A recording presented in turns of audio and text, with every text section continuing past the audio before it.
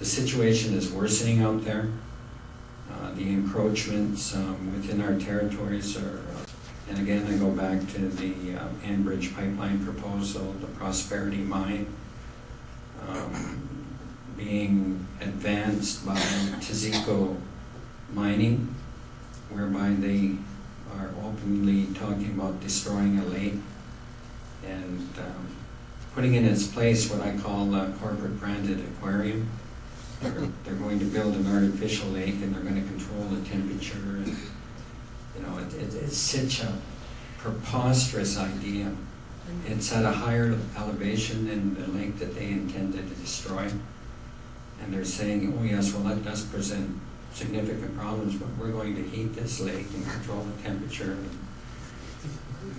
So at any rate, what's really frightening about what's going on in mining is Premier Campbell and Prime Minister Harcourt have been colluding and around the environmental assessment processes.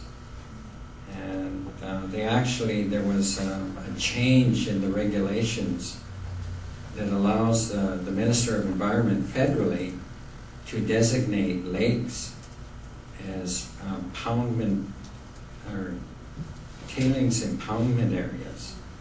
And the moment that that decision is made, it's no longer a lake, it no longer enjoys any environmental protection at all.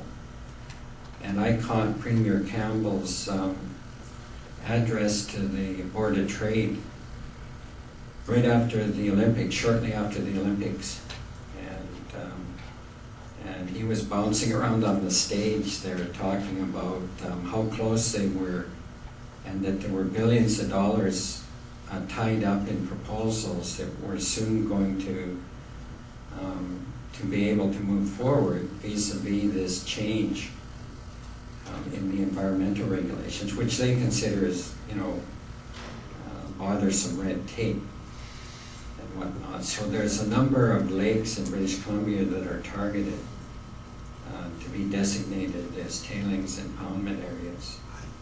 I spent a week, 3 days at the beginning and 4 days at the end, attending the federal review panel hearings in Williams Lake vis-a-vis the Prosperity Mine, and supported the Silcote people in the northern Chouetmec. And that was such a frustrating exercise, and it's such a divisive process.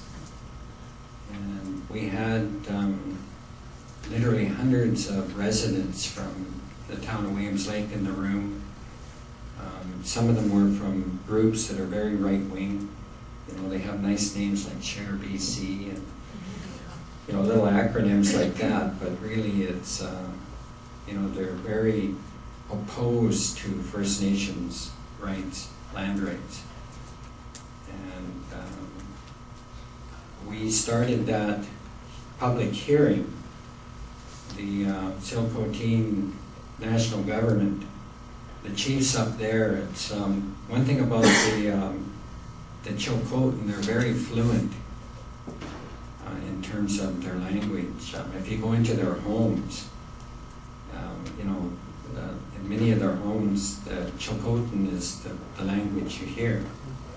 And it's kind of interesting because when they speak Chilcotin, they just murmur. And you're wondering what, you know, and then you realize they're talking to each other in Chilcotin and whatnot. But the chiefs went up to the front of the room and they opened up the meeting and with a song. They actually did 2 songs, I believe. No, I think maybe they did 1. It was a very powerful song. And it just filled up that huge auditorium. And then they invited 3 elders, 3 ladies, really old traditional ladies, and they got up and they did a Christian hymn in the language. And it was so beautiful. And then there were some Okanagan chiefs, Chief Fabian Alexis from the Okanagan Indian Band. He brought members of his council and community up because we're supporting each other with the Browns Creek watershed blockade. And So we go to sit down, we get back to our chairs, and I'm just about to be fully seated, and the nominated people in the room leaped to their feet and just belted out, "O Canada." But they weren't singing "O Canada," they were shouting it as loud as they could. And all of us Indigenous people just looked at each other and shook our hand. And we thought, OMG. You know, this is going to be one heck of a ride. So we had to tolerate submission after submission that was really racist, blatantly racist. And I made 2 formal presentations to the panel. I was up there for the end, for the final statements. This decision rests with the panel. What was really frustrating is every time we brought up our legal and constitutional rights, the chair would say, "Well, we're not here to talk about that." Well, that's not within our terms of reference. Well, we can't deal with that here. So literally our hands were tied behind our back, which goes to show that the environmental assessment process is fundamentally flawed because it's a stakeholder process, and we're not stakeholders. We have title to the land, we have constitutional rights, we have rights that are recognized internationally. And so the panel can choose to approve Tazeko's application, or the panel could agree with all of the evidence, and there was an enormous amount of evidence that that is really a stupid idea, and the contamination risks are just far too high.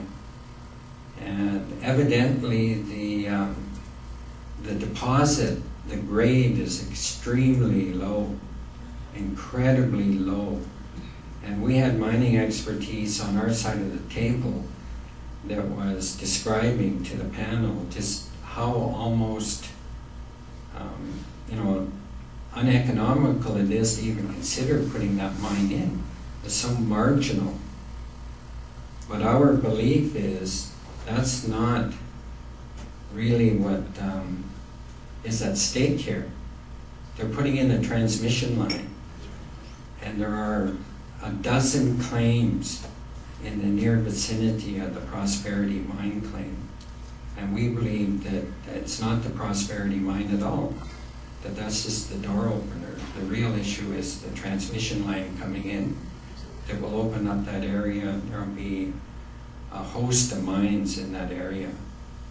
That's why we believe that even if the panel does not approve, the minister has the discretion to overturn the panel's recommendation.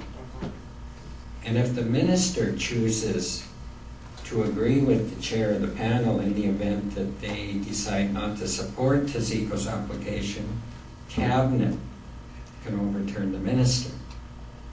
So we believe that at the end of the day, given everything that's at stake, and I've never heard a more powerful political speech than the final remarks of the Tazeko mine officials.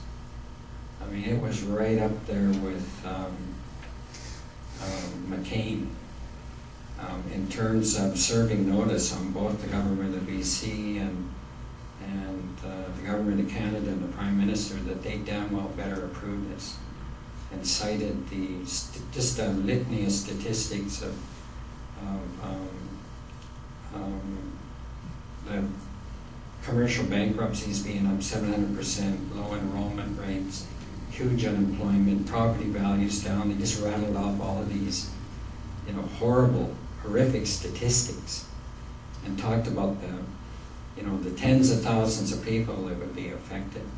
So it was really a thinly veiled threat to the government of Canada. They better damn well support this application.